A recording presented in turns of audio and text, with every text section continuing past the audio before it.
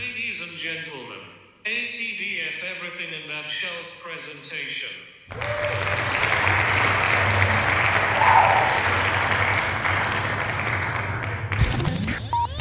You're now rocking with TDF everything. Spoiled rotten.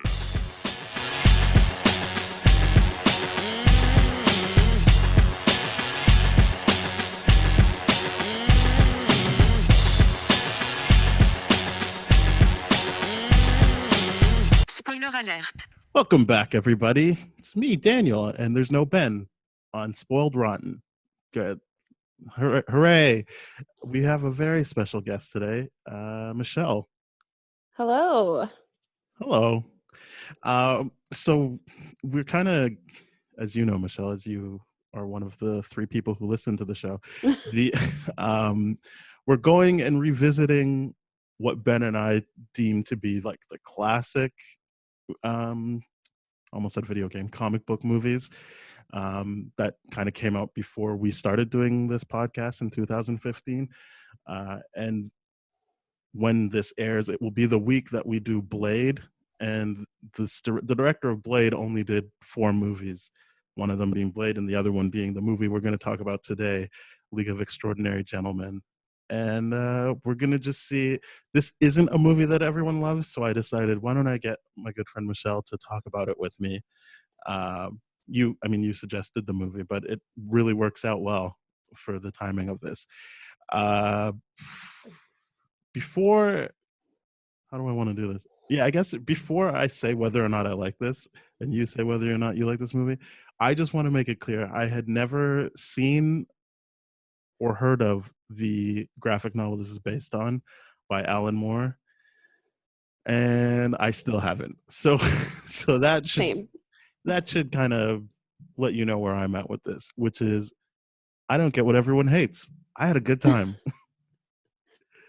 All right, yeah, I got a little bit of background knowledge on it, but just really like one fact. So I will mention that, but I am the same. I have no prior knowledge of any of the plots in the comic book or graphic novel. Yeah, so I mean, I get that Alan Moore's got a very intense fan base, but I've just never read this one, so I didn't have what I would consider the misfortune of having some kind of expectations for this. I was just like, I don't know, man, I'm having a good time. This is a bunch of literary characters. I do have the list here of who is in this, just in case anyone cares, and what book they're from. But I have all the books right behind me here. People in nice. the listening can't see it, of course, but yeah, I've read all of them. That's amazing. I've read of the books. So when I was rewatching it, the only book that was fresh in my mind was Dorian Gray. So I was like, when what happens with him, I'm like, yeah, that makes sense, because he's the only one that I feel like is just a true bad person. Like, I was just like, yeah, I'm glad that they did that, because he's a terrible person. But yeah, so if anyone cares, the concept is like these literary characters that come together like the Avengers. So I'm already on board because I love team ups, and they gotta stop a version of the Phantom of the Opera, and then things get complicated. I shouldn't have like committed to this. I'm gonna read, which I'm never great at. Alan Quartermain. I don't know what that character is. He's from King Solomon's Mines. I wish I knew more about him, because I have some questions. Mm-hmm. I have read She by H. Rider Haggard, which is back here behind me, and I don't remember it super well, but that's the only one in the series that I've read. Okay. Yeah. And so when we are actually talking about the movie, I'll have a lot of questions about that.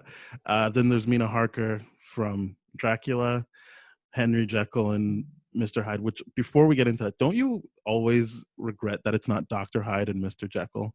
Like, I feel like Jekyll seems like the monster name. Yes, I know that's 100% occurred to me. I get that that's kind of the point, that he is already a monster. He doesn't need to turn into the physical manifestation, but I just feel like Dr. Hyde and Mr. Jekyll is the better name. Anyway, so he's in Jekyll when he's all big and scary. It just works. Yeah. He's obviously the Hulk of the situation. Rodney Skinner is in it, but I feel like he doesn't have much to do in this. Oh no, he is the Invisible Man. Never mind. Yeah, he's got a lot to do. Sorry, Yeah, he's I one of had my to favorite watch movies. it twice, honestly, to understand what his role was because you don't see him, Yep, obviously. the Invisible Man. Yeah, I think the idea is as if you're watching it for the first time, you're supposed to think he's the turncoat. He's the mole because he even says like sometimes I can be a naughty boy, and then when Alan Quartermain asks him, "Are you a naughty boy?" He's like, well, "I guess you'll have to find out." I'm like, he's obviously not the bad boy then, but yeah. So there's that. Captain Nemo, another person I'm gonna have questions about but I do know 20,000 Leagues Under the Sea. It's just I kind of was a little fuzzy on what the point of him was in terms of the grand scheme of the movie. I understood he was the like transportation guy, but I'll get to it. Dorian Gray, as already mentioned, Tom Sawyer, who as a kid I was like, yeah, that's cool. I know Huck Finn and Tom Sawyer. That's all right. He's the American, so that's an interesting twist on it. And in scenes that got cut, Huck Finn was in it, and Huck Finn was killed by the Phantom, and that's why Tom Sawyer is so invested in this. They don't really explain that in the movie, but also you're having so much fun. Who cares? Ishmael's in it. He gets to say his famous line, "Call me Ishmael," so that's good. Sorry, Moby Dick. Okay, I totally missed that. It's like Thank you for right bringing away, that Captain knowledge. Nemo's like, "Hey, here's my guy. He's my first mate." And then Ishmael goes, "Well, you can call me Ishmael." And I'm like, I like this movie so much already. So many Easter eggs. And then, it says Moriarty is in this, but I don't remember him being in it from Sherlock. I feel like I remember He a was scene. M. No, because M is M, but then there is a Moriarty. And I think he's talking to M at one point, but I don't think he has a lot to do in the movie because I remember the actor. I remember like, oh, that guy. But it's, You might be right, yeah. I don't know. But yeah, M, I mean, this is called Spoiled Rotten. M is the Phantom, so they kind of just get rid of that conceit like a third of the way into the movie, which was disappointing for me because as a kid, the Phantom was the scariest thing to me. So I was like already like, okay, like cool. This is the bad guy. We're gonna finally get some justice for Daniel. Yeah, and then there was, and so they're saying this is M as of from Casino Royale. That's specifically what they're trying to reference. And there was going to be like a James Bond's grandfather type in this movie, but they took that out of the equation. Oh, interesting. And then Sean Connery was one of those James Bonds, Yes, wasn't I think he? he's the original James Bond. Right, Yeah. okay. I'm going to be very candid here. I always pretend to people like I've seen any other James Bond but Pierce Brosnan and Daniel Craig, but I haven't. I think I've seen some of a Roger Moore movie, but I don't care. And I don't ever feel the need to actually jump in and watch them. I'm just like, yeah, I saw that. Totally. I saw that. Agreed. The new one upcoming interests me, but mostly because Phoebe Waller-Bridge is attached. Because I really liked Skyfall, and then I did not like Spectre, and I like the new director, Kerry from. Now I don't remember his name. Fukugama. He did the first season of True Detective, and then he was gonna do it, but they didn't like his take. But he got to do this James Bond that may never come out in theaters. But Phoebe Waller-Bridge came in and rewrote it, so that's two reasons for me to be like, this might actually be good. I didn't really let you answer. Do you like this movie? I think from what you've said so far, I agree. I had fun, but it was strange revisiting it because kind of forgot how much I liked it as a kid, and it was one of those ones that I would just watch obsessively over and over. And so it was a bit of and when you're a kid, of course, you're less critical and don't know any of the behind the scenes drama and just taking it for what it is. And I had a great time for that reason. But now I definitely see the complaints that people have more. So I'm glad. Yeah. Because otherwise this was just going to be being like, yeah, that's fun. So as I said, like the setup is M is collecting a bunch of people to stop the Phantom, who has. I'm gonna be honest with you. I was watching the movie. I'm pretty sure I wasn't looking at my phone. I didn't realize he was abducting people. I thought he just bombed a place at the beginning of the movie, but he abducted some scientists, and then we find out why later. He wants to recreate basically all the people in the League of Extraordinary Gentlemen, so that he can have a world war, but have cooler soldiers than everyone else.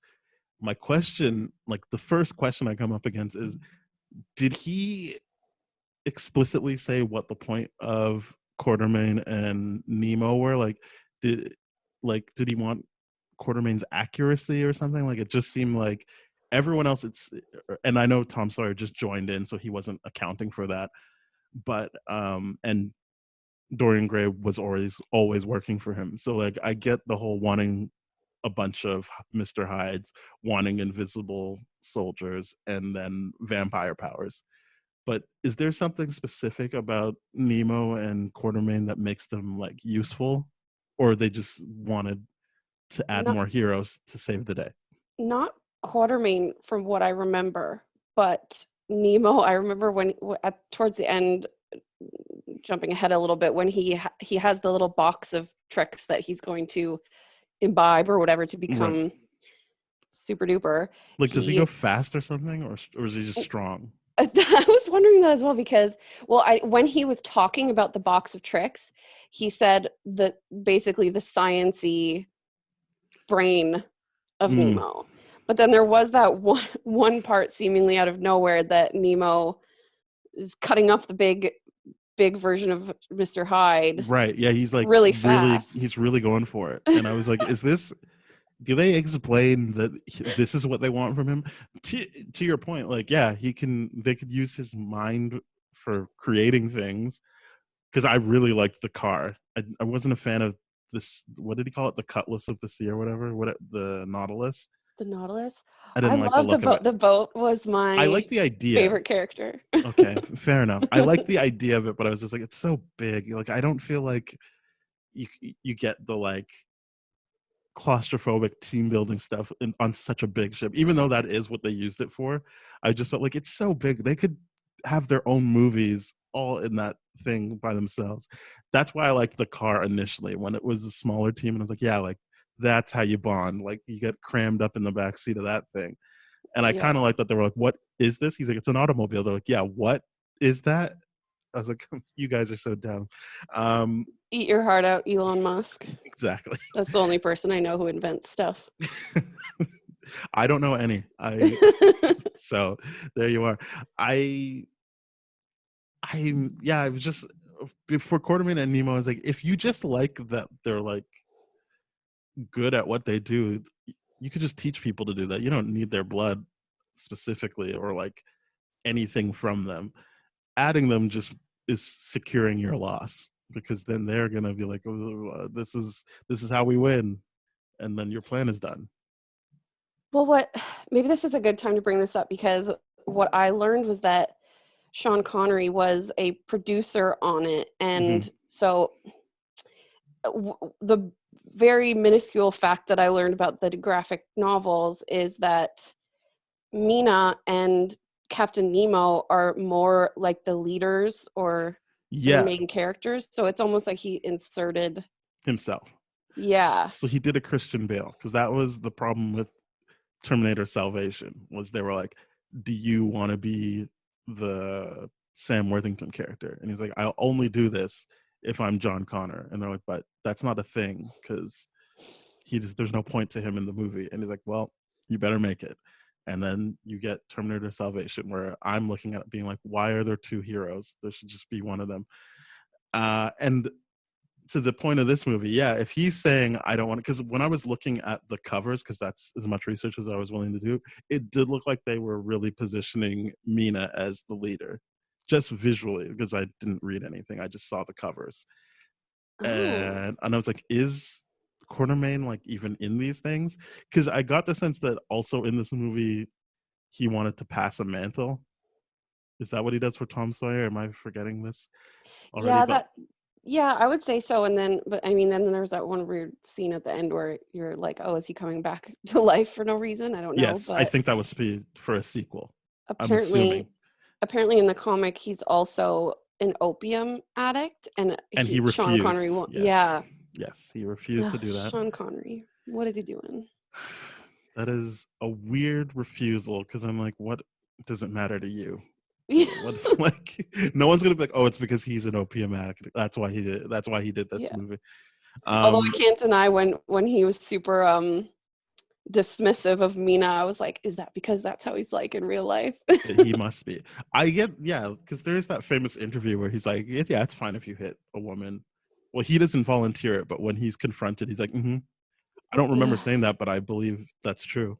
And I was like, yikes. Yeah, I tried not to let that impact my enjoyment of it as a movie, but I definitely could. I feel like when I saw it when I was a kid, it was, oh, he's sort of the epitome of cool, and I mean, that this is time what he is was supposed to probably my happen. least favorite. Yeah, it's the Invisible Man is the coolest. There's no doubt about it for me. I like him. I Okay. wish he was there more. I especially like the effect when he doesn't fully do his face.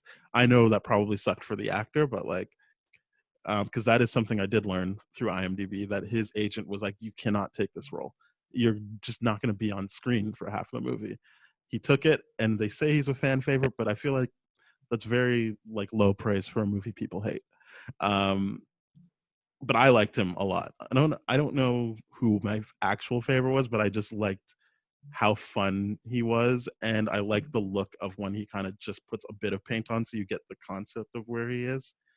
Um, but then I remember there's like an element where he's like, "I'm naked in the snow, so like, you can trust me." And I was like, what a weird movie this Yeah, right is." after he grabs Mina's ass. Yeah, Yeah. I I would say this: if I would like to believe some people don't like it because it's not great on diversity. Even with the woman, like even with Mina, you're kind of just like, people just doubt her the whole time, and the only time I feel like she gets respect is if she turns into a bunch of bats. No one is ever really like, no one ever really seems to like Mina. They're just kind of like, holy shit, did you see that? She turned into bats, and I'm like, oh, all right. Yeah, I found she presented an interesting thing for me because being the only female, it was like I actually liked her character a lot and thought she was interesting and Hmm. sexy and fun and but it was how the other characters reacted to her. Um I don't know if I'm jumping ahead in like the order that you I'm want gonna to let you talk know about, this. but I have no order to go in. We're gonna just talk about whatever comes to mind. great. Okay, perfect. So yeah, it was more that it was like it was just constant how the other characters reacted to her. Hmm. And it was, I mean, I guess you could say that they're being reflective of 1899 or whatever. But it Yeah, was just got annoying. It was like, okay, she's proven herself. Let's especially stop. since I feel like we both have the idea that she is the leader in the actual comics. Like it seems like they're really like going out of their way to undercut her at times. Exactly, yeah. Um, and because yeah, there's the whole like her and Dorian Gray stuff, which I get it. You want to make her vulnerable, but I'm like, but you've already got people just not taking her seriously anyway. I don't think we needed the whole like she got played by Dorian Gray. Here's my thoughts on that. So she was seduced way too easily. Yes. I wouldn't blame her because I probably partly why I liked this movie so much as a kid was I totally had a big old crush on Stuart Townsend from Okay. Yeah. this and Queen of the Damned. Right. So, Aaliyah. girl, Got I it. get being seduced by him. I do. But it was a bit fast and just yeah. Wasn't the idea that they were former lovers, so this was them kind of like, we have unfinished business? Yeah, but I guess it was just how she got all weak in the knees kind of thing Yeah. would just Yep. it just didn't seem like her character in that moment. I Yeah, I think it would have been nice if, because the one thing I read before, because I don't remember this from when the first time I saw it, but I read this bit of trivia about I don't know why I'm going back to it. The point is, that scene where she's kind of like getting all of her potions together, and she does a Sean Connery impression, like mocking Yes. him, being like, "Oh, like you probably are scared of everything." Uh, so that was like a big deal. Apparently, that was suggested to her to do, and then she's like, "No," because I think Sean Connery did have like a "don't do any impressions of me" thing on set. And I thought she was going to be able to do it to him and really like make fun of him in the crowd. So I was really let down when she just did it to herself. I was like, oh, it would have been nice if she kind of pushed back to him in the moment, or like Yeah. She later kind in the movie, so that people could be like, I yeah, she turns into bats and she could be Sean Connery. I did enjoy that moment, but actually now that you say that, that would have been fun to see. I think her approach was more like, okay, I'm going to let you say this Mhm. disrespectful stuff to me, and then I'm just going to show you that don't fuck with me, basically. Yeah, let her actions speak louder than her words. That's fair. I So apparently, yeah, the last minute edition scene, and when she did it, I guess Sean Connery was there, and she asked him what he thought, and he's like, "You were great." And then she was like, "Are you serious?" And he's like, "No, it's terrible. It's the worst impression I've ever heard, and it's perfect." So, I mean, cool. I just was like, "Oh, she's really gonna get him back," but I guess you're right. She let her actions speak, and most of the time, that's better than stooping to his level. But Yeah. he's a real question mark for me throughout the movie. I get that he's the big star, but I was just like, they went out of their way to get him without ever really me feeling like there was a reason to get him. Like, he's the reason they lose. And it seems like they already had Nemo, who was also someone I was like, do they need him, or is it just like they need these two guys to get everyone else on board to like make this seem like a legit thing?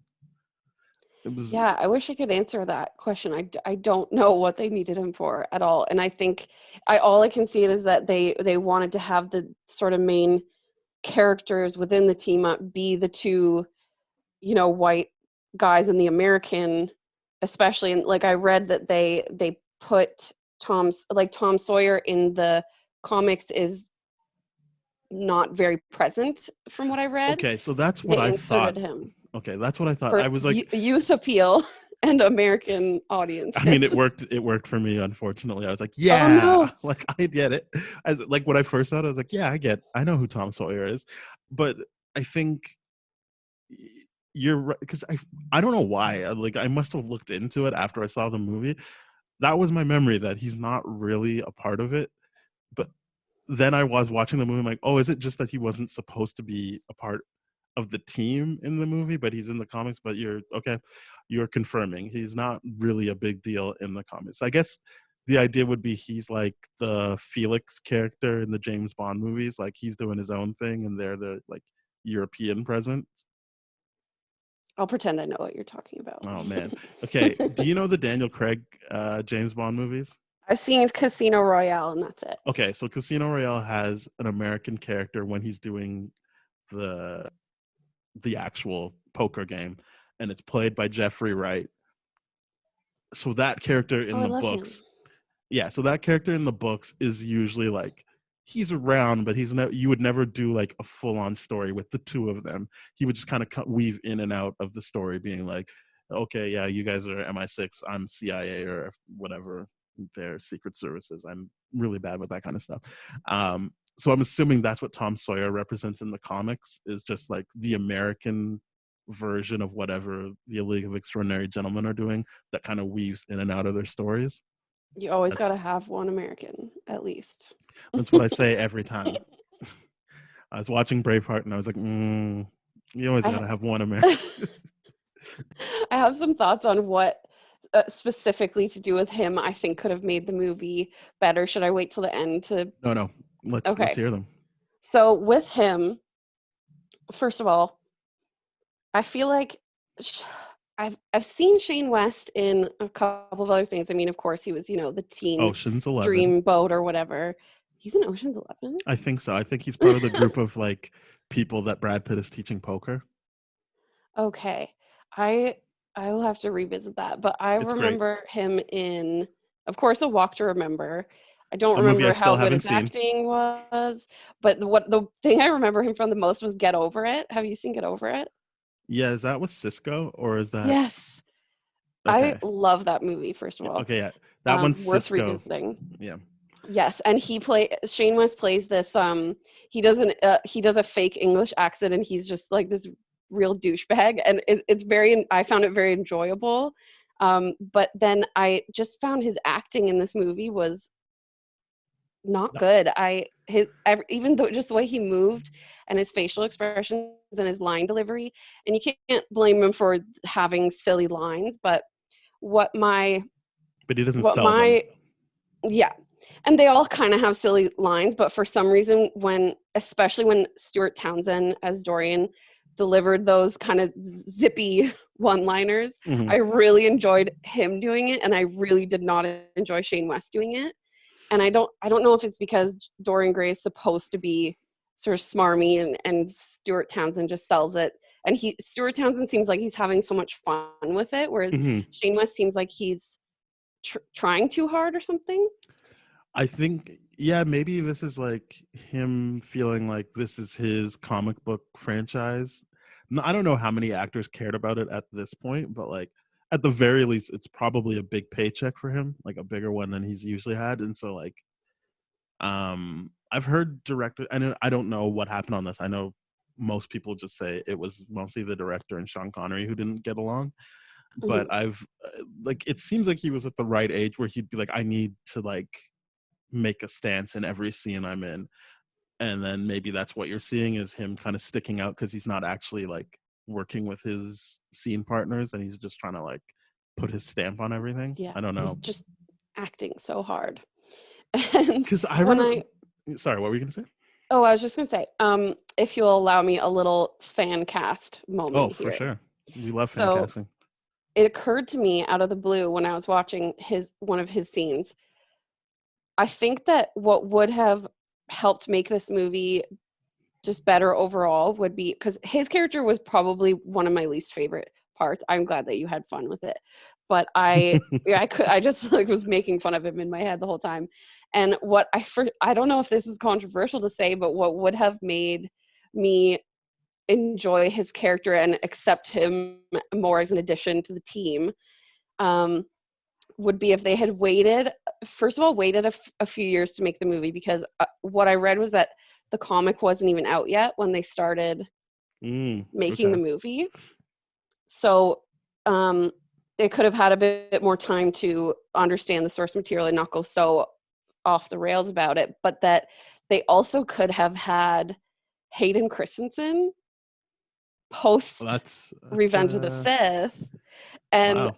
I know it's weird because that's also the similar problem that people had with Hayden Christensen is in Star Wars, is the kind of line delivery. And I don't know what it is, but for some reason I could see him in that role bringing a lot more charisma and having a lot more fun Interesting with it. word to use. Interesting word I would say this. Anyone can have a good day. My experience with Hayden Christensen is that I've never seen him play a character that's enjoying what they're doing. And I think what you need from Tom Sawyer is an element of enjoying what he's doing, because the game I got of him and Quartermain is like, yeah, you just love shooting your guns, but you need to like actually take your time and slow things down, which is, I think, already where Hayden Christensen is at, is the slower, more methodical person. I don't know that he's at the other end of the spectrum where he's just like, pew, pew, yeah, all right, I'm ready to go. Also, he's Canadian, which I know everyone can act, but he really brings his Canadian ways to his roles. Um, I think I was picturing him in the beginning of Revenge of the Sith. He has the hair already for the Tom Sawyer right, character, yes. and he's having a lot of fun being, the best pilot in the galaxy or whatever with Obi-Wan, and they're on their headsets and just having a good time. And those are the times that I really liked Hayden Christensen in that role, and Fair enough. bought him as this kind of badass but sort of rogue guy. And then, but with Shane West in this movie, I just it was just like, what are you doing? How are you an agent? How are you a secret service? He just I seems agree with so. that. I agree with that. That is, I never got the sense that just because that title for me makes it seem like he should be older, more experienced. The they really put him just by virtue of having that kind of father-son relationship with Quartermain. Like he's Tom Sawyer, the kid. Like that's his role in the book and like the book he's from and in this movie. So yeah, you're right. The whole Secret Service thing seems weird. Um, but I don't. Yeah, I mean, Did you buy their father son esque relationship? I I mean, to be honest, probably not because I kept thinking, why does he like him so much? I kept thinking, why is Quartermain so invested in this guy? There's so many other people he could be like hanging out with. What's his deal with other than? And I guess that is part of what's not great about this movie is that like you kind of see that a lot of it is like, well, we have to do this because that's the story we're telling instead of things feeling more organic and like what I like to say is like it could never go any other way but the way it plays out. I think there's a lot of times where you're just like, I guess this just has to happen because that's what they want to do, and their That's relationship so is. well put. That put my thoughts into words for sure. I think that's what I think that relationship is an example of that. Of like, I guess they just wanted Quartermain to be like, oh, this is who I'm going to pass my like mantle off to. No, I mean, not name wise, but just like he can be the like sharpshooter. And I was just, I don't know why he cares so much about him. Like the way he was talking to Mina made it seem like that is the person he should be bonding with the most. Is like, oh, I see you as the new leader of this team. Um, but that's not the story they wanted to tell. So, uh, what did you think of Nemo? I loved Nemo. I wish there was more Nemo. I like that he's in it, mostly because he's like the only not white person on the team. Yeah.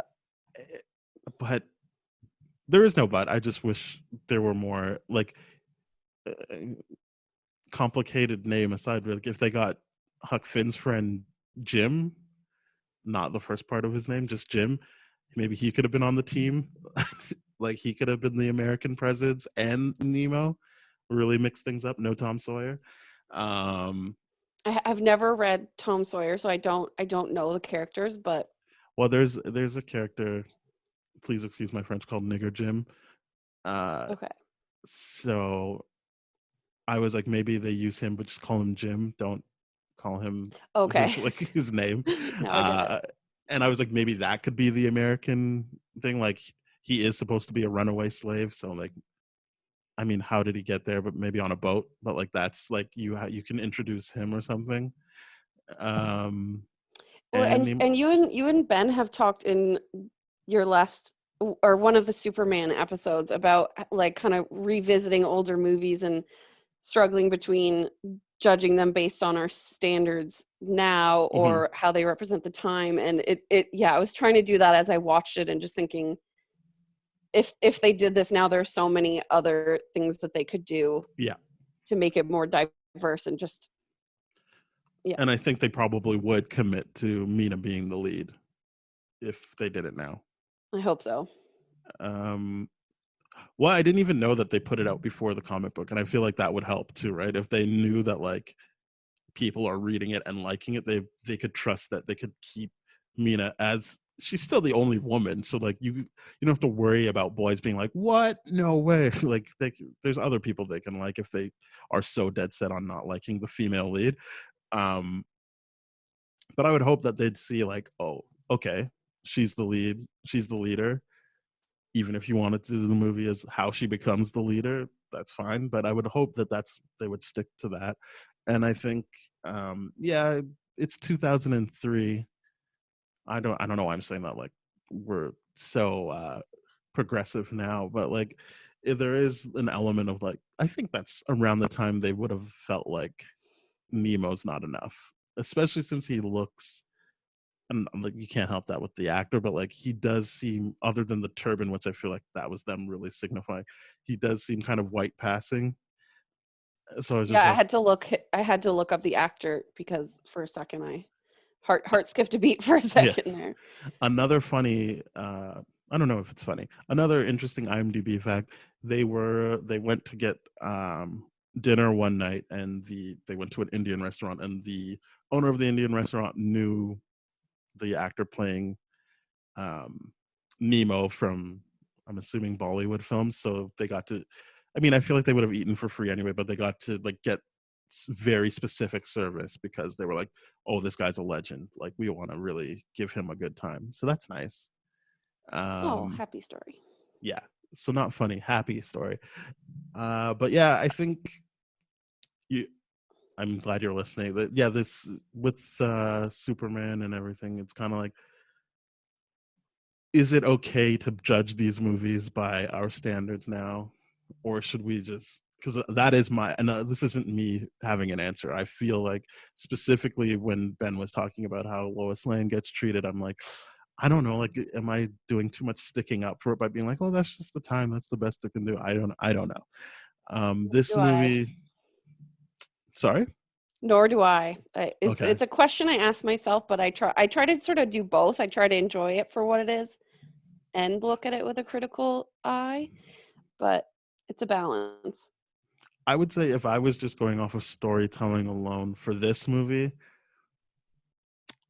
I don't like, it's not great, but I'm also like, I look at it and it's got like a 30 out of 100 score, and I'm like, I don't know that it's that bad. Like, I feel like there's way worse things if we're just talking about narrative structure, and like, I don't, that's why I wanted to make sure people knew I haven't read the comic, and maybe I will after this, but at this point I don't know what to base it off of other than this movie, where they've already kind of got my money, because I'm like, yeah, I like when people team up. Like, I like when people I know from other things team up together. It's It's just just gonna work fun for me. times, yeah. And Yeah. I thought like the plot and the action and the fight scenes were all really fun and well done. It was more like little, I don't want to say nitpicky, but somewhat nitpicky things that bothered me this time around. I think you letting me know that this was like, Sean Connery was like, no, I want to be Quartermain and I got to be the lead. That's gonna cause issues. I feel like, I think the director, I did read, so when he did Blade, that was one thing, we just recorded the Blade episode, and it was like, Oh, yeah, can't wait for that. it was like, yeah, he did a good job as a director of staging these fights, and I think the same thing happens here. The fight staging is as good as it's going to get for that time. Uh, but what he complained about, and why he still hasn't made another movie since this one, since League of Extraordinary Gentlemen, is he just hated the studio presence and how big of a crew he needed to like accomplish this.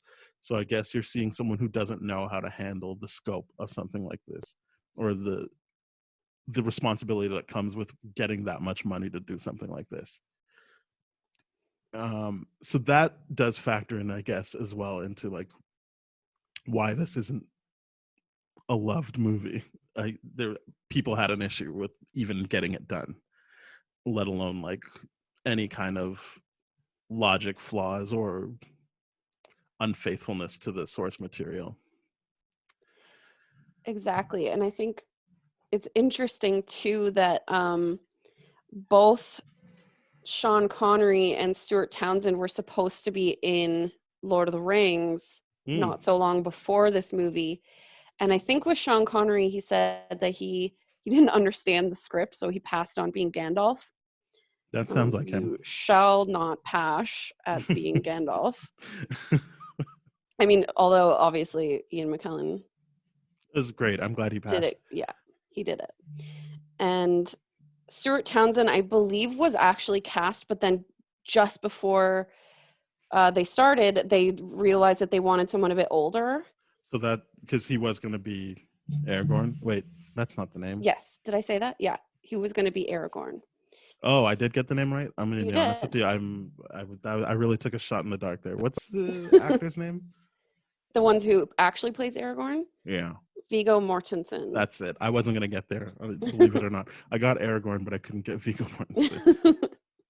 It's really Well, and so it's kind of interesting that they both passed on that movie, and maybe I don't know if I'm theorizing on this or if I read this one time, but that they realized how much money they lost out on being in Lord of the Rings, and were like, oh, maybe this will be our franchise. Coincidental that they were both in the same one. And to your point, Stuart Townsend is doing a good job. I guess we should go through kind of like the performances in general. Like, we don't have to talk about Tom Sawyer anymore. For me, I saw him this as a rewatch. I didn't really have the fun I had with him as when I saw him the first time. I was just more like, yeah, I get it. He's supposed to be like the person that Quartermain connects with, but I didn't understand why.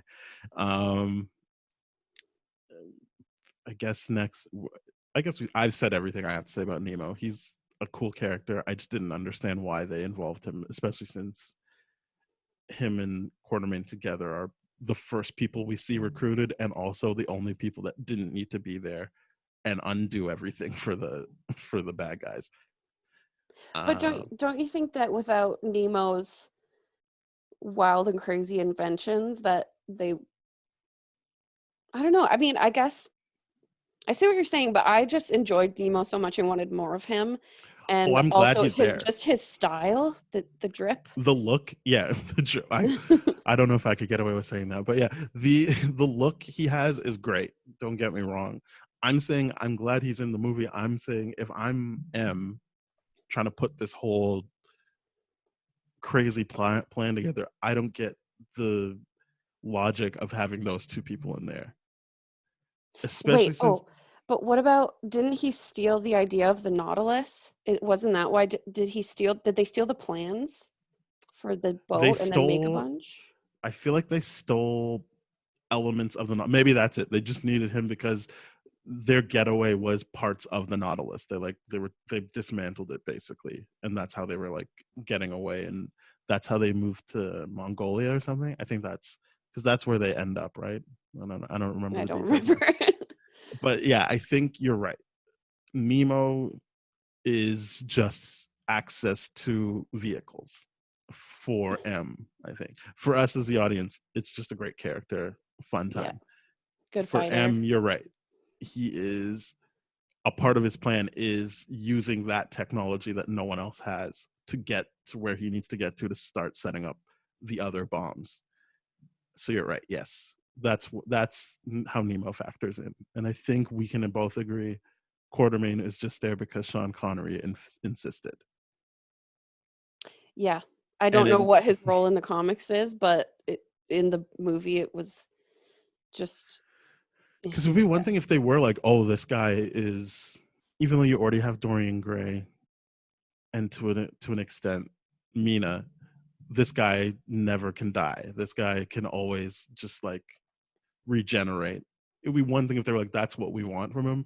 But it seems like that's just the weird thing they did when they're like, oh, he lives in Kenya. We can just have some like witch doctor bring him back to life at the end. And I was like, ugh. Yeah. But like, so it's not even an element that's throughout the movie. It's kind of just like at the end, like, nah, he'll be back. We use the witch doctor. Don't worry about it. Oh Lord, yeah. Yeah, okay. his parts were probably my least favorite parts, which I don't think was the case when I was a kid watching it. And, it was like, oh, Sean Connery, he's just cool guy, right? And then now just kind of knowing what I know. It is hard. Like, I think that's also why I was so hard on Gene Hackman when we were doing the Superman stuff, because I'm like, from everything I've heard, this guy's an asshole. Like, it's so hard to work with him.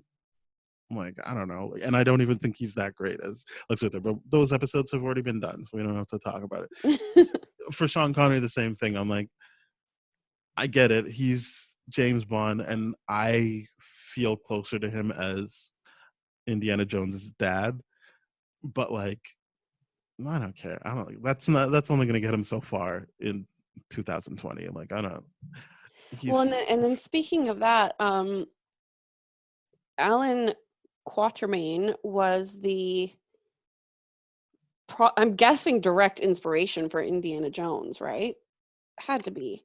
I'm going to say yes so that I look cool because you're saying it, but I honestly, I've heard Quatermain in multiple media. I don't know what that is, and I guess you've read a book with. So I took a class once in English. It was called Literature and Gender in the, forgive me for my horrible pronunciation, fin de siècle, which is like Okay. the last, End of the century. yeah, for anybody who doesn't know. And it was specific to the end of the 1800s. Okay. I can never say 18th century because that's going to be wrong. And I don't, so Wait, I'll just so say 1800s. 1800s is 19th century or is it 17th? No, it's I 19th think century. it's 19th. I think you're right. Right.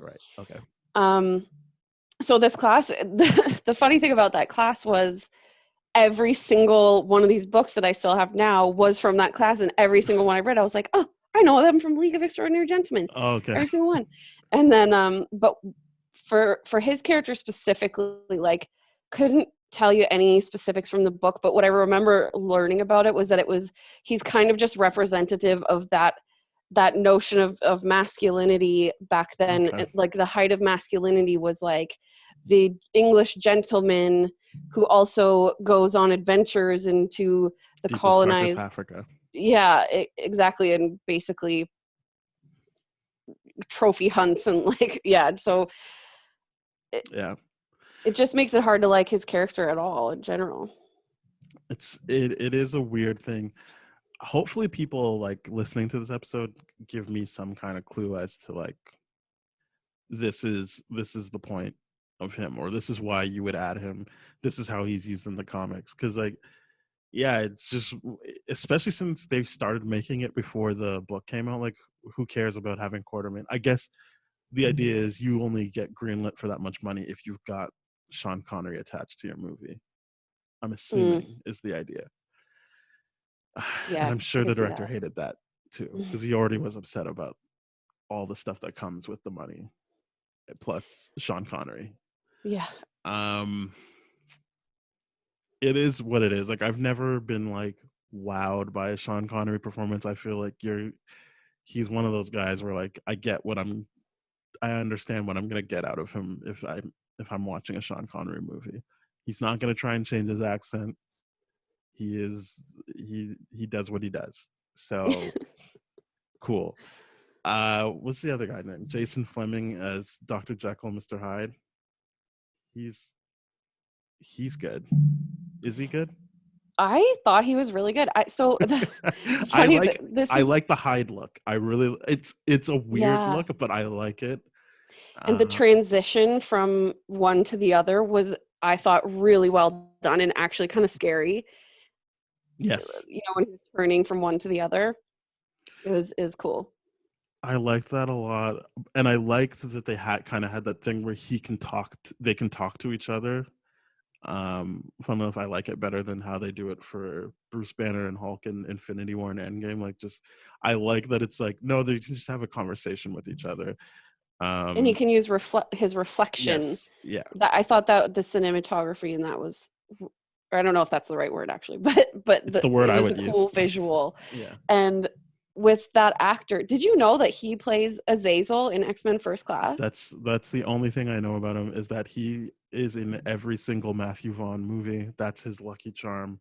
So yes, he's in First Class, he's in Kick-Ass.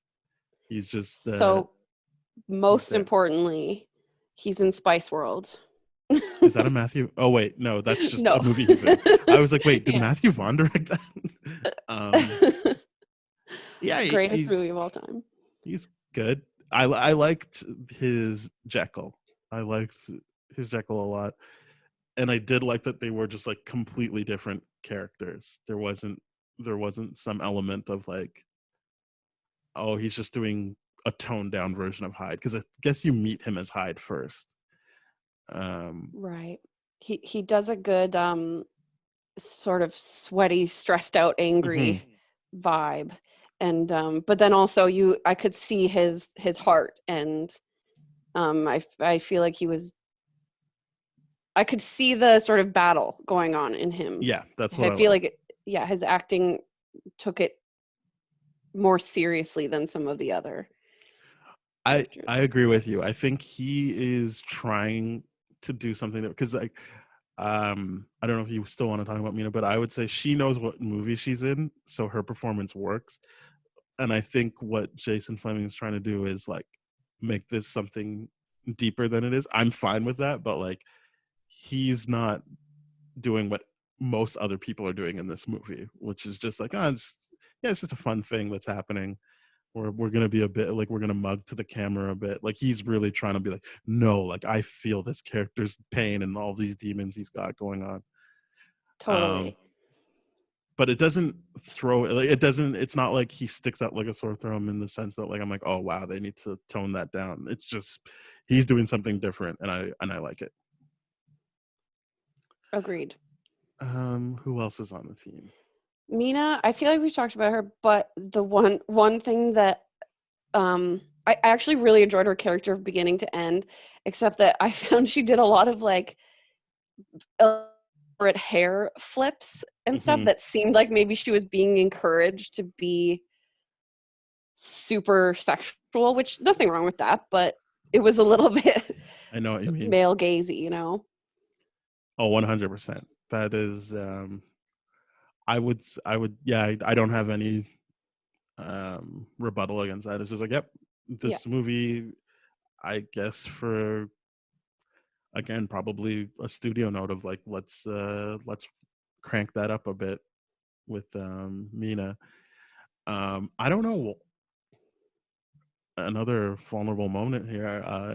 I don't really know the story of Dracula because I'm like, I don't know who this character is. I get her function in the movie and I like her as just a character, but I'm like, I don't know who this is.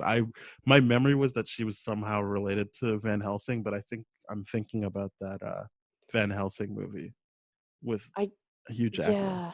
I don't think she is a character in that movie. No, she's not. But she was, I think it was Jonathan Harker and Van Helsing were like partners against vampires or something. And she was the wife. And I think she gets seduced. But I can't, I honestly, I'm just making this up right now because I was supposed to read that book and didn't. And I think my only other previous knowledge of her is that Winona Ryder, I think, plays her in the Dracula movie with Gary Oldman, which I also haven't seen, but it's on my list. I'm too scared to watch it, but maybe I will watch it now. As a kid, I was like, no, thank you. Okay. And then Dorian Gray, you liked it. It worked. Loved it. Stuart Townsend.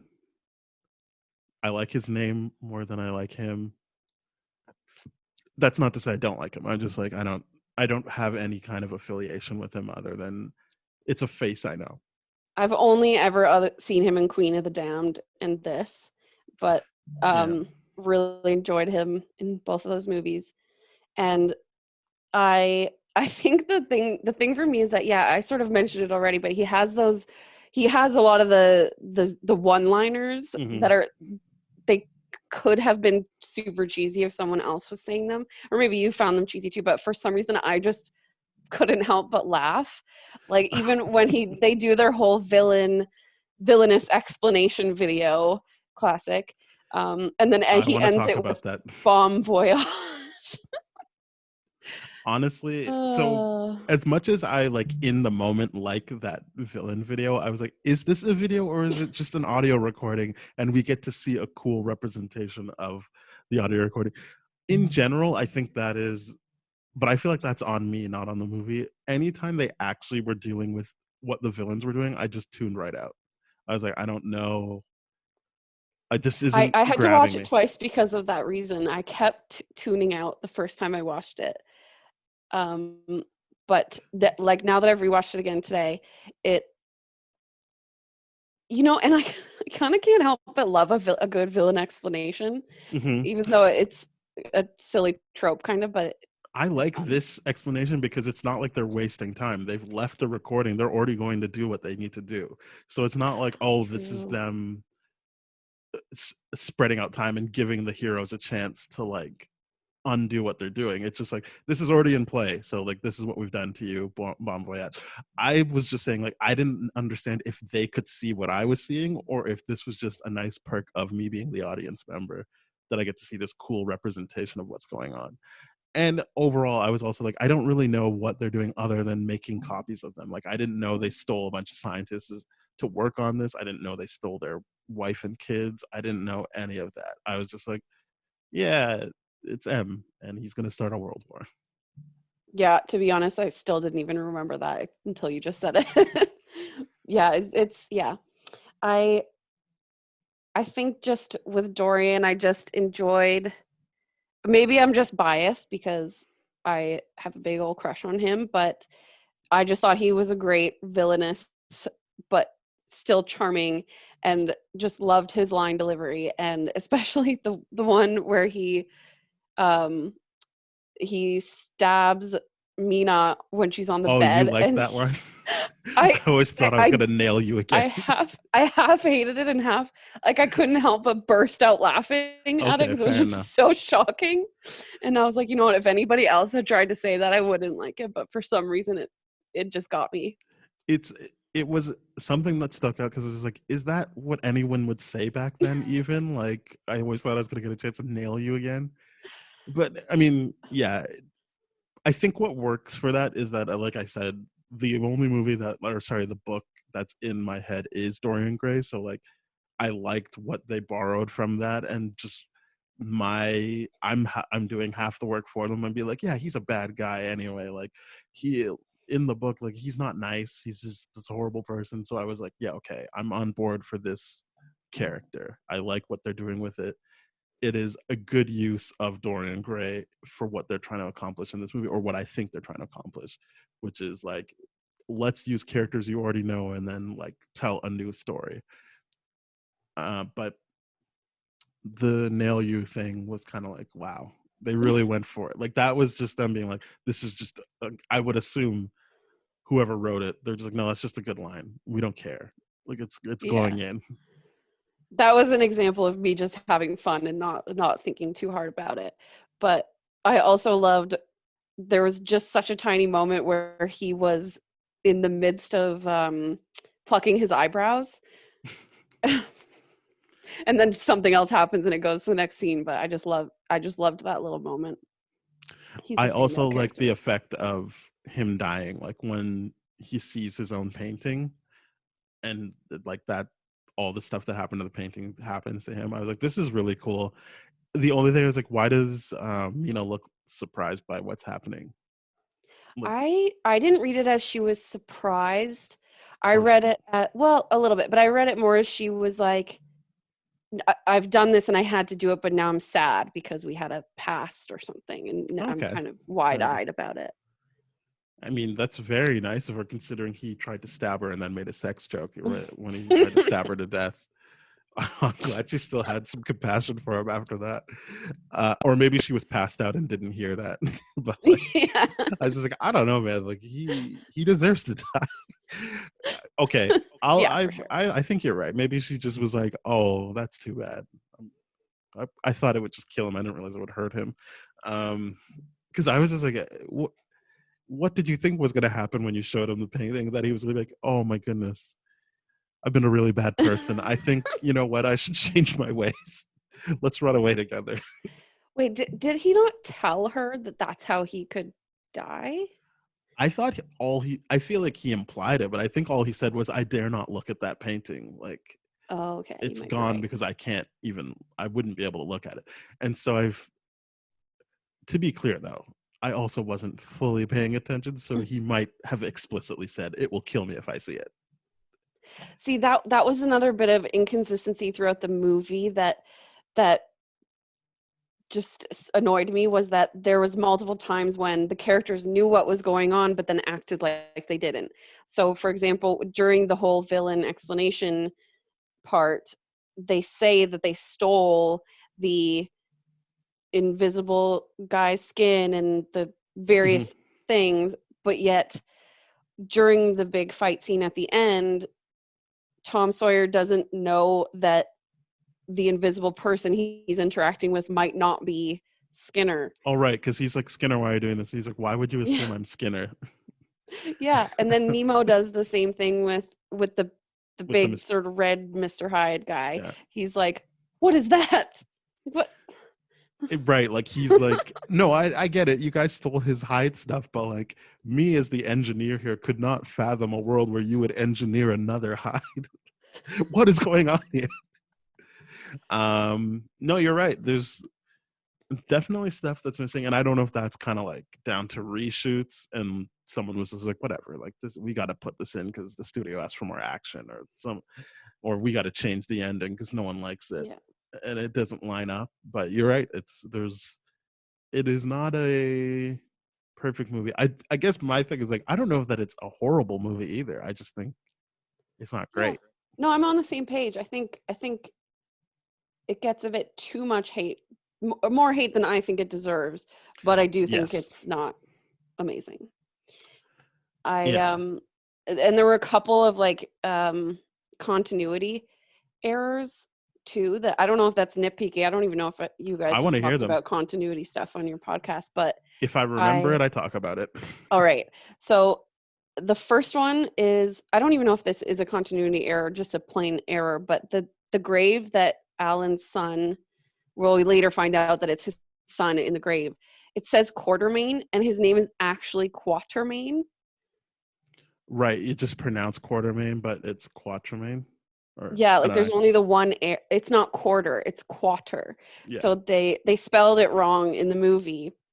Awesome. That's such a tiny thing. I don't even know why I noticed that, but I mean, here's what I would say to that. If this guy is concerned about the big crew he has, someone on that crew has got to be just part of the art department that's like, this is the name that needs to be on the grave.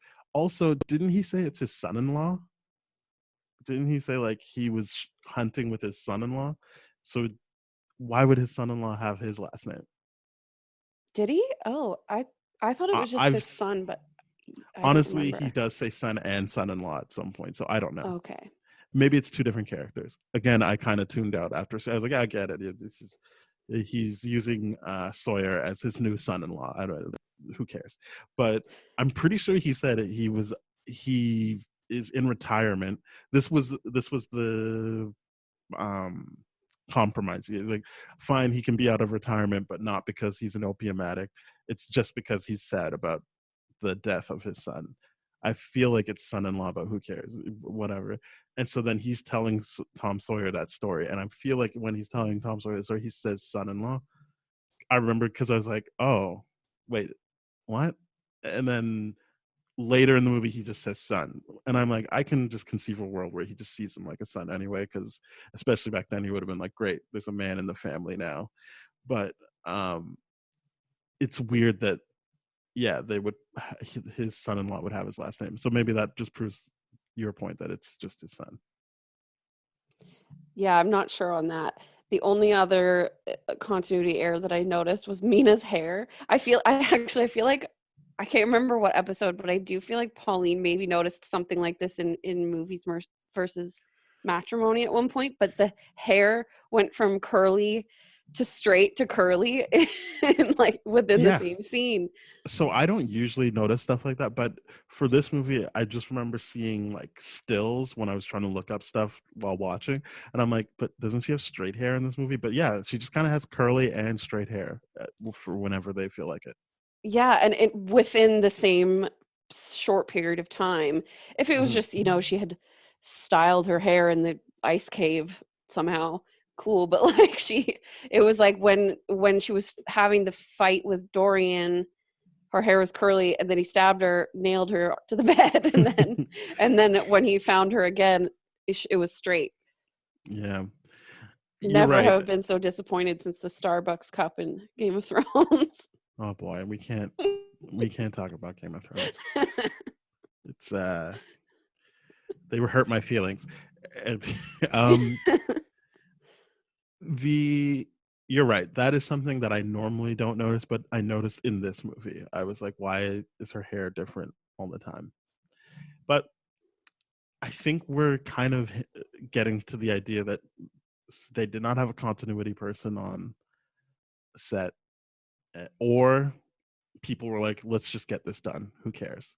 And that's the thing of movie making. Sometimes I remember Orlando Bloom talking about this on the Pirates movies, like because they tried to do the last two movies all at the same time, that he's like, well, one day I walk through a doorway, but then my next scene is filming something that's going to be in the third movie. So I don't know what the fuck's going on. And I get the sense that kind of happens is like and I've heard other actors talk about this, is like your days might be like you're filming one scene, but that one scene you need to be in 3 different locations for. So like in LA is you actually in the room that you're supposed to be in, but since you're supposed to be in like Moscow, you have to fly there to walk into that thing, and then leaving you're in some other place, and so that gets broken up and no one's paying attention to the continuity or something. Who knows? Yeah, I can understand that for sure. I wonder how many places they filmed in this movie. Also, I keep looking up Stuart Townsend, and I'm like, yeah, I guess I just don't know him. Have you I, seen Queen of the Damned? I've seen the trailers, so no. Queen of the Damned. I can't. That's another one that might feel similarly, where if I watch it now, it's not as good. But I remember loving that movie. I remember being like, because it's supposed to be. Is Stuart Townsend playing the Tom Cruise character from Interview with the Vampire? Yes, Lestat. Yeah. That is the only thing that makes me feel like maybe I want to watch that. But I've just been like, for whatever stupid reason, I was like, oh, it's the last Aaliyah movie. I can't bring myself to see it. What if it's bad? But you're saying it's good. So I hope I can still trust my memory on that. But so that's I will interesting. watch it again. They filmed in Prague, Morocco, and Calgary. Oh, Oh no, they got some other locations: Iceland, Hungary, Malta, and R.I.P. to Drew Barrymore's show Santa Clarita. That's also where they filmed. oh, But yeah, that Calgary one sticks out. But I guess maybe there was some ice stuff they could do in Calgary. oh yeah, the mountainous maybe Yeah. regions. Yeah, what did you think of the ending? Are we talking about like bringing him back to life, or just how they like resolve everything before the weird witch doctor stuff? Both. I'm not a fan of the witch doctor stuff. I don't like that hardcore of baiting a sequel, especially since it didn't happen. But Well, and even if he was brought back, I just don't even see why he would need to be. The team would be fine without him, to be honest. well, that seems like a Sean Connery request. I Yeah. feel like I don't know that anyone was committed to that. Just the effects don't even look the same for that. Like when they kind of spiral around, it looks cheaper. Even what do I think of the end? They certainly did what they needed to do. I don't know that the end had that big of an impact on me, if I'm being honest. I feel like it with these types of movies, it's a foregone conclusion they're going to win. I never felt like they were in that big of a issue, but that's because I just genuinely like once they abandoned the Phantom thing, I was like, oh, all right, it's M, great. Because the whole time I'm thinking like this movie would have been interesting if it was just them pitted against each other anyway. You don't even need the M. I mean, you do need M, but you don't need him to be like someone they have to defeat at the end. I don't know how well that goes, but it's just like it was interesting to see them interact with each other more than it was interesting to ever see them interact with M or the Phantom. Even though I liked the Phantom's look, I was never that interested in how they interact with him. So it really was just down to Dorian Gray, which I was like, I like that because you already set him up as one of the heroes. And then it would be cool if that's all they have to do is deal with Dorian Gray. And then maybe you save M for like, oh, we'll get him for what he did. That's a fine thing for me because I don't see that as sequel baiting so much as being like, all right, this is the universe they've just created. And like M will always be someone that like is plotting against them. I feel like that's okay. I could never watch another one again and just be like, all right, that's their main villain. But I don't even really remember what they did. Like they stopped the bombs from going off. Is that what they did? They stopped him from stealing the box with all of the formulas. Right. Or they destroyed the box, right? Because I remember him running away, and then that's when Sawyer takes his time and takes the right shot. Right? Yeah. Yes. And he drops the box into the ice water. Yes. And Yeah, well, that also was like I didn't feel the emotion when Quatermain died, and I feel so stupid saying that, but I'm just gonna say Quartermain because it feels That's better. I like the sound of Quartermain, so I'm calling that. You're really making me look like an idiot. I'd be like, that's not even how it's spelled.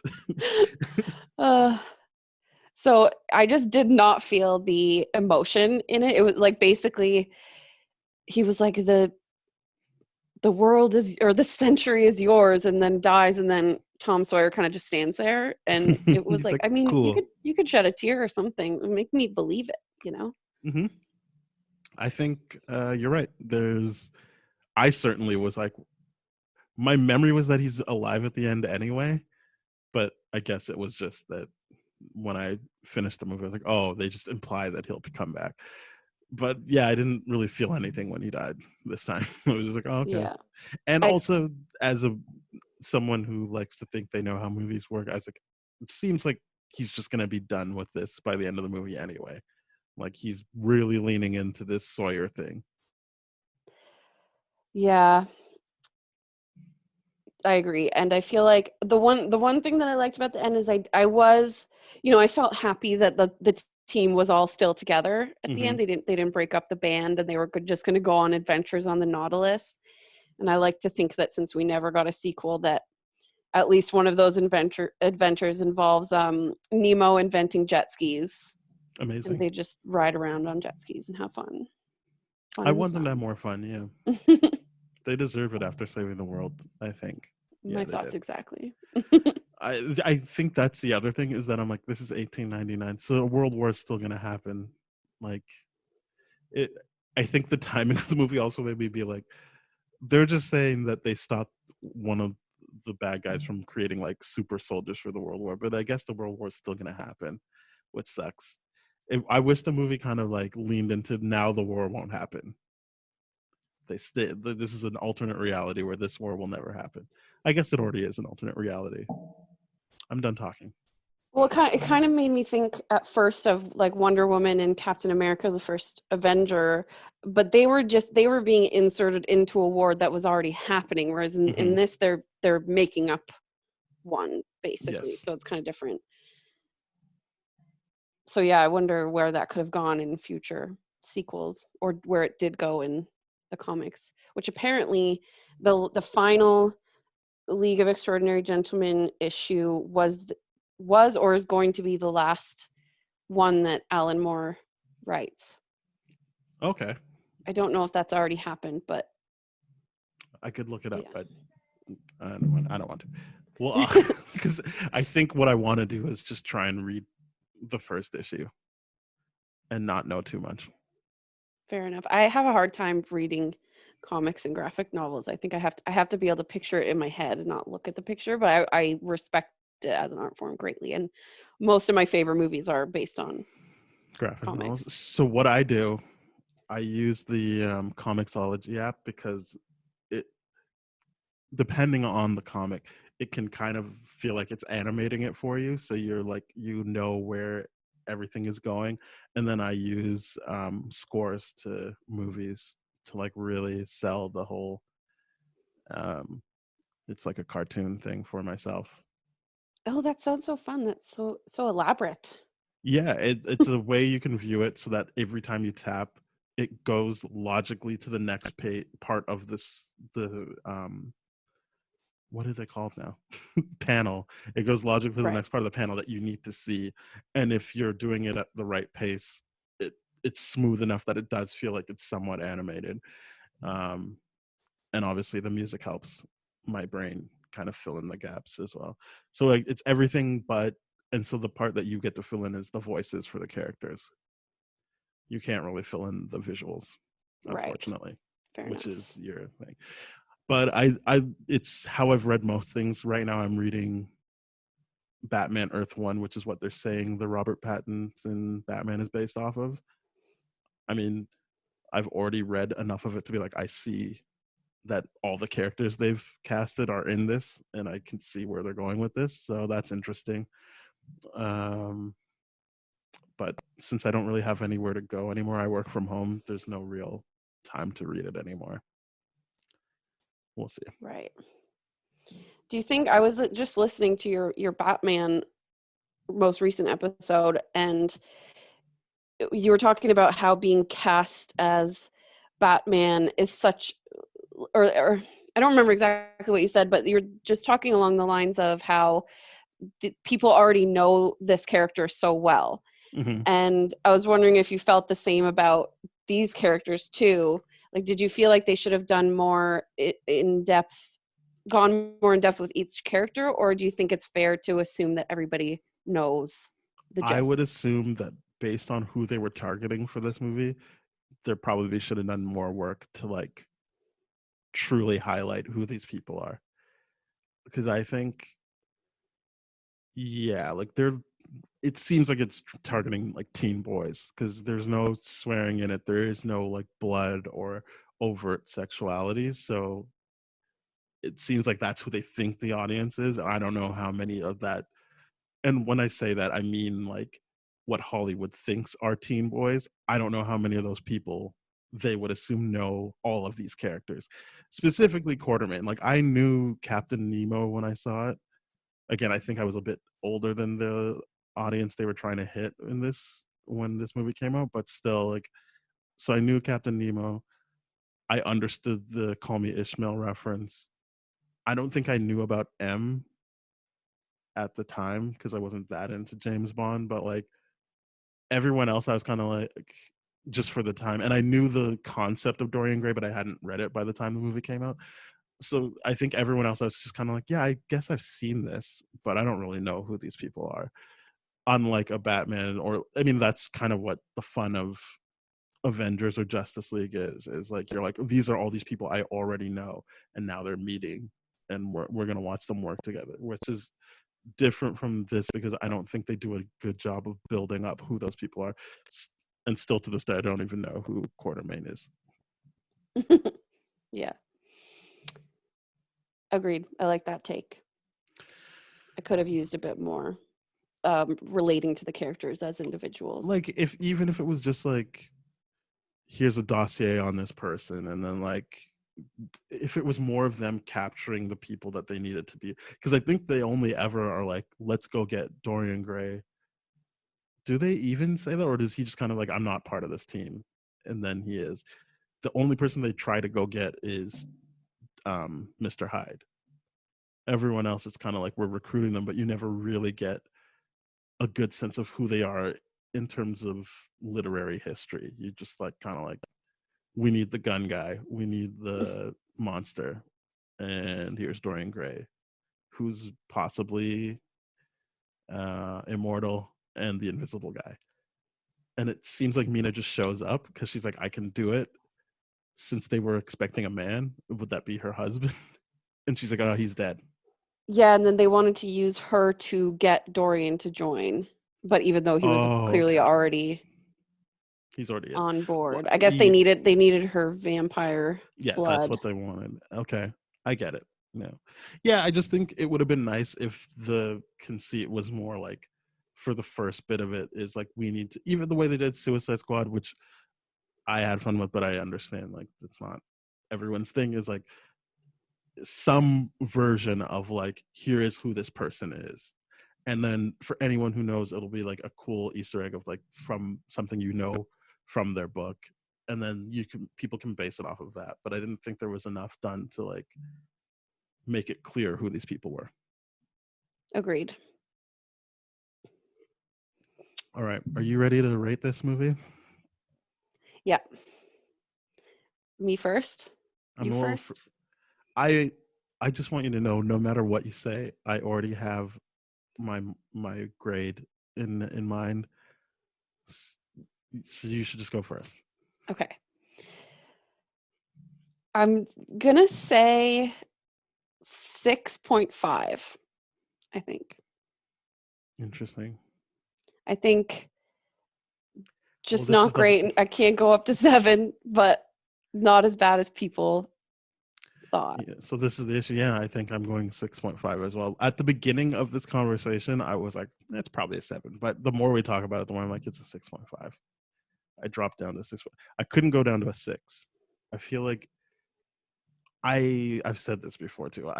For what the movie wanted to do, I feel like it accomplished that in terms of just me having fun with it. So it's hard for me to go lower than a 6.5, but it's not great. There's been better versions of this, and we've now talked about all the things that went wrong with it. Exactly. Yep. All right. Well, that's this episode, and this is our first bonus episode in this quarantine time of going back and revisiting movies. Thank you very much for suggesting it. I had a good time, as I just said, but it was nice to talk to you about it and kind of get someone else's opinion on it. Absolutely. What an honor. Thank you for having me. Not everybody gets to guest on the podcast that they listen to all the time. It's very exciting. Yeah, I didn't want to like say that, and like I did make a joke earlier, but I was like, oh, like it's really nice because you've listened to the podcast, so you know how it works. But then I also felt like that would seem kind of like gauche, so I didn't bring it up. But yes, I do appreciate that you listen to it and that we have our conversations offline about it. So it was nice to actually have you on. I thought it was important to do that. This is the part of the show where I say, if you like episodes like this and then episodes with Ben, please go to thatshelf.com. You're part of the That Shelf Podcast Network. There are other shows like Bad Gay Movies, Black Hole Films. Oh boy, Composers, Changing Reels, No Budget Nightmares. What a great theme song. Also, you should know that Bad Gay Movies also has a great theme song. So does Changing Reels, but I really like saying that No Budget Nightmare has a great theme song. And there's other shows. So go there. And if you want to listen to older Spoiled Rotten episodes, tdfeverything.com/spoiledrotten. On Twitter, we're at tdfspoiled. The email is spoiledpodcast@gmail.com. Is there anything you want to promote, Michele, like your social media or a site or anything? No, not in particular, but Cool. just second everything you just said. Excellent. All right. So yeah, also please, Spotify, Stitcher, Radio Public, iHeartRadio, Apple Podcasts, Google Podcasts. We're there. Go rate, review, subscribe, and share with your friends. And enjoy the rest of the day you're listening to this. Yeah. Stay safe out there, folks. Yes, please do. All right. Bye-bye.